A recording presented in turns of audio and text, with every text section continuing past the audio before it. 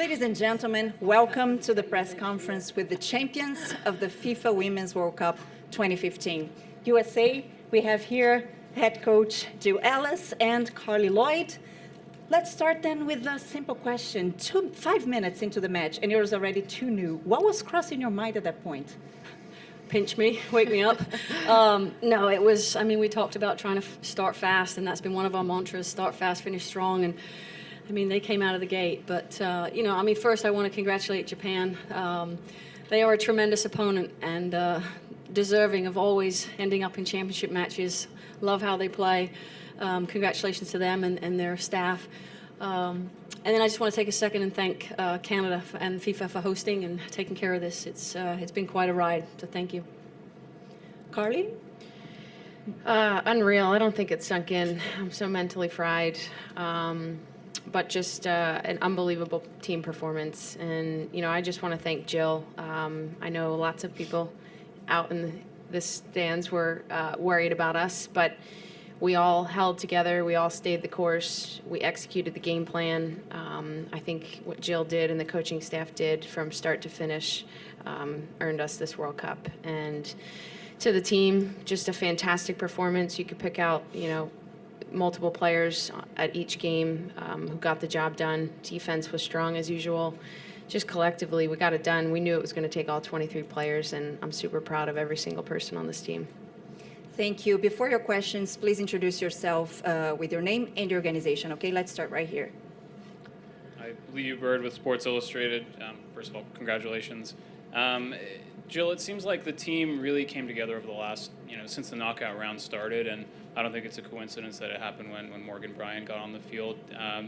Obviously you never want players to miss games, but do you feel maybe, fortunate at all that you were forced into playing her in that position because of holiday suspension? And Carli, did you feel freer at all to get forward because she was playing, a little bit of a different role than when she wasn't in there?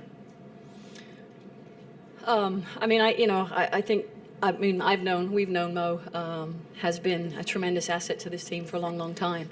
And that's what we've preached from day one. It's the depth of this team. So when players have opportunities to step in and do great things, Morgan was fantastic.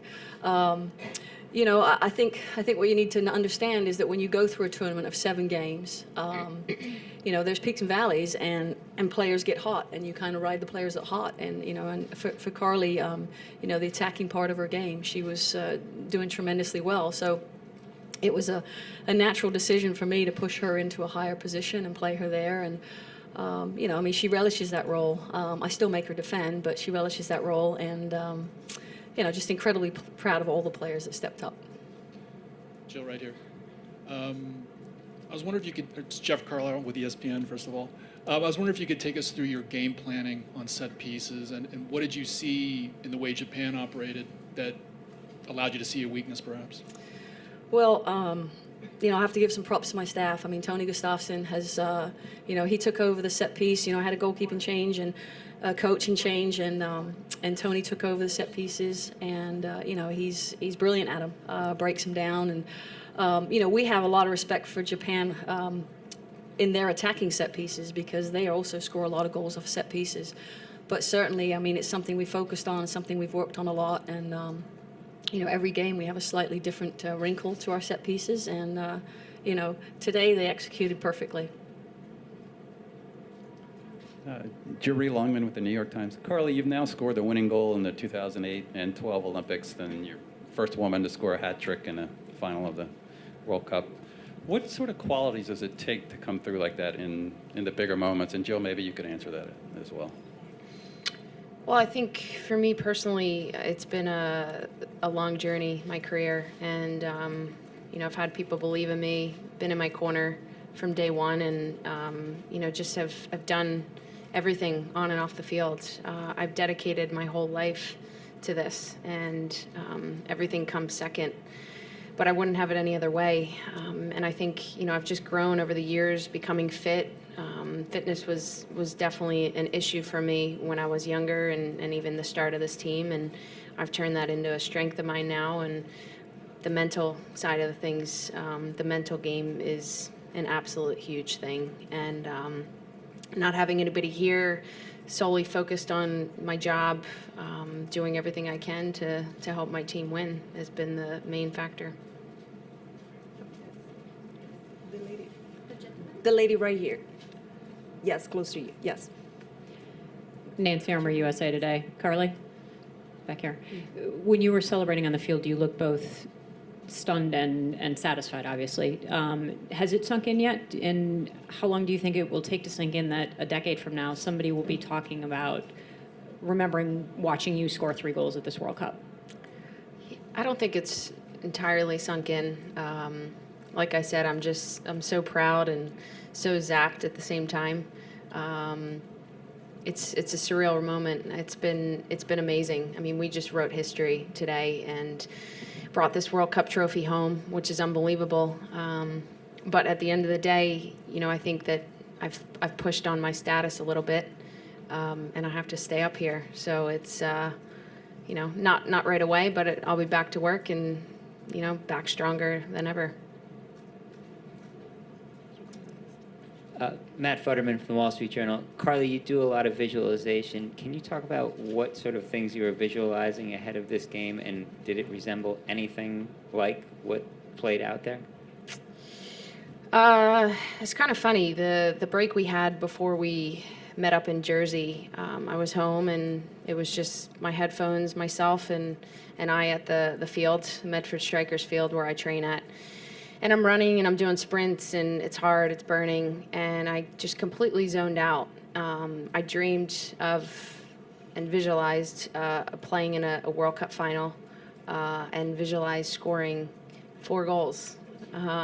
Sounds pretty funny, but that's what it's all about. I mean, I think at the end of the day, you can be physically strong, you can have all the tools out there, but if your mental state isn't good enough, you can't bring yourselves to bigger and better things. And for me, I've just constantly been visualizing, constantly been growing confidence with these games, with each and every game, and was on a mission today.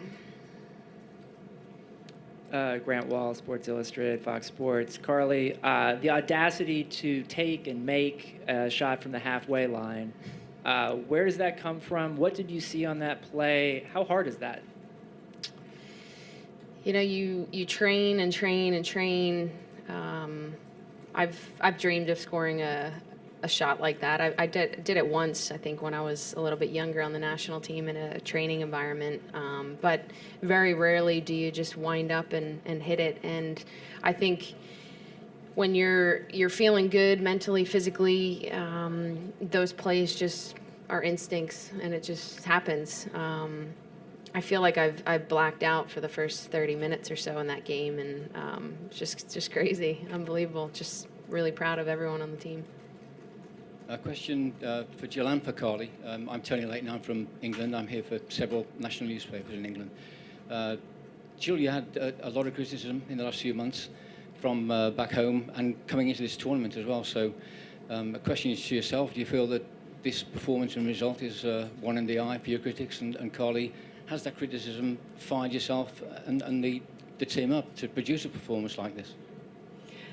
I mean, it's kind of not how I operate. I mean, it really is about kind of what's in front of me. And, I said from day one, I block it. The day I took this job, I'm off Twitter, I'm off, because I knew where my focus had to be. I knew I needed no distractions. And, I said to the players, we've got to continue to believe in our process. And it had to be a fast process. I was hired about a year ago, so we had to kind of, there's been some growing pains and such. So it's not vindication, validate. You know what? It's just feels really, really good, and I could not be more proud of this group of players and these staff, because I knew they had it in them. They knew they had it in them, and I'm just so happy now the world gets to see. I welcome criticism. I think it's great, because when people criticize and then you do something like that today, our team feels even better. I think we had all the faith in the world in one another. We had the faith from the coaching staff from day one, from the first game, the second game, third game, and on. And we just stayed together, stayed true to ourselves, executed the game plans each and every day, and we knew that we could do this. It doesn't necessarily have to start off super strong. I think slow and steady wins the race. Jonathan Tannenwald from the Philadelphia Inquirer. A question to Carli.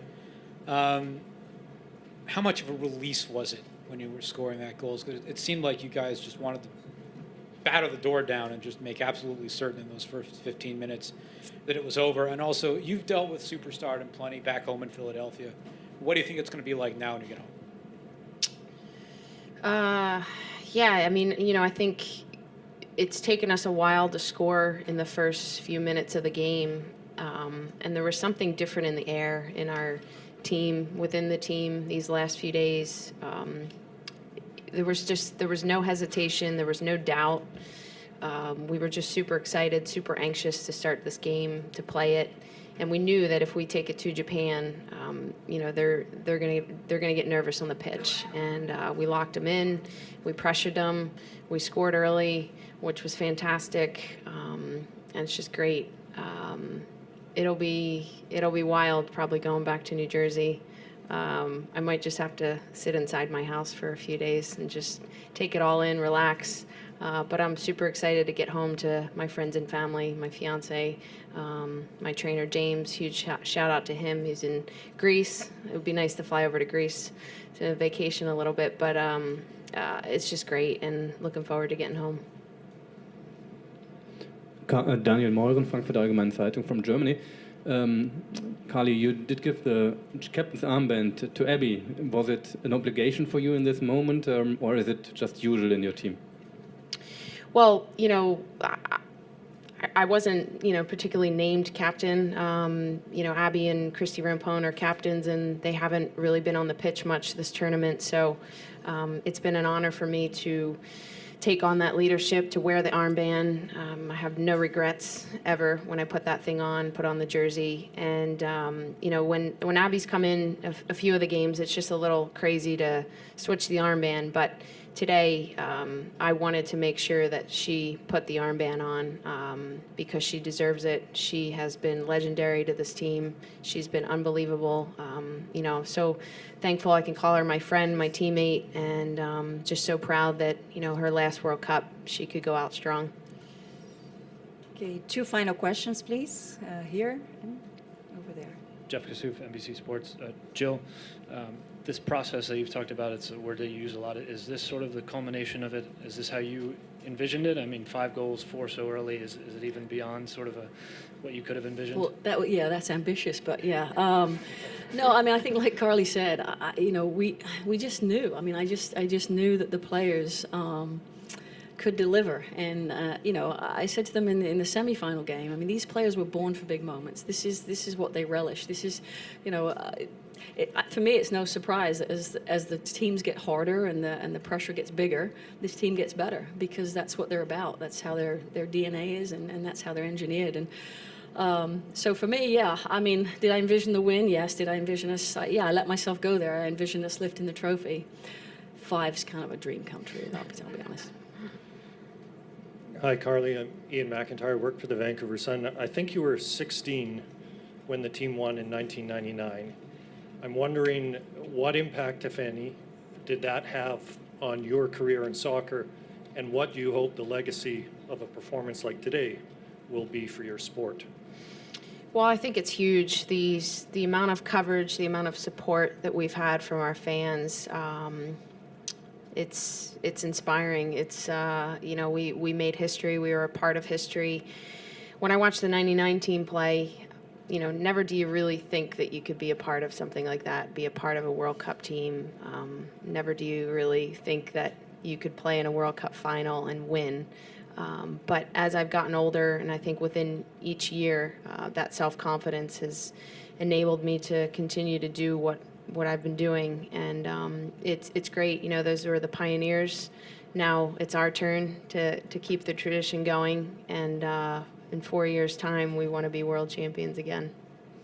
Thank you very much, Jill, Carli. Congratulations to you and the whole USA team. And ladies and gentlemen, thank you very much for your coverage.